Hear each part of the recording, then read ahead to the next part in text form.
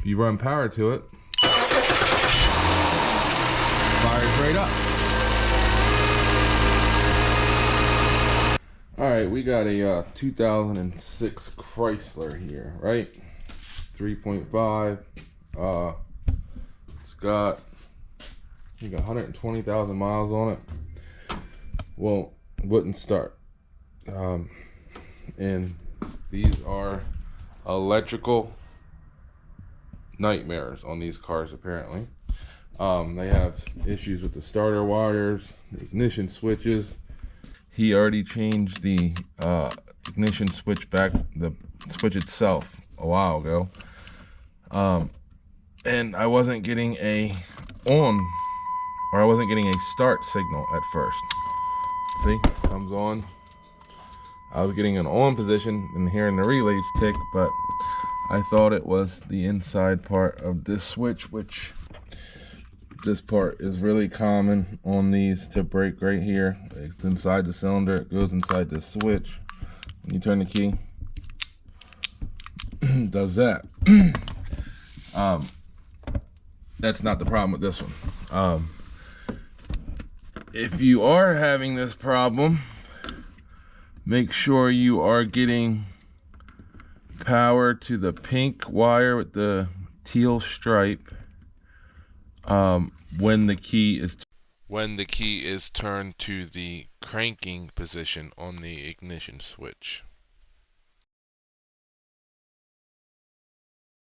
Up to the fuse box, which I'll show you a way to bypass this if you ever have this problem. Like I said, sometimes it is the wires on the starter can be a problem with these, but this is just a power probe. Hook up power probe before. You want to check the fuses, I guess, before this. Sometimes it can just be something simple. A 5-amp fuse right here. This fuse should have 12 volt on it when the key is on in the crank position. Like right now it's on the on position. When you hold it to start it, it should have 12 volts. You can also jump the solenoid here to test the starter wires from here to the starter.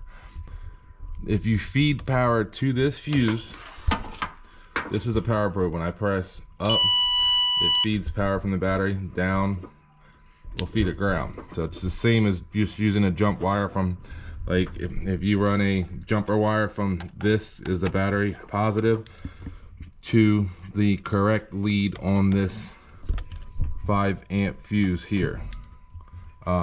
Anyhow, if you run power to it, fires right up.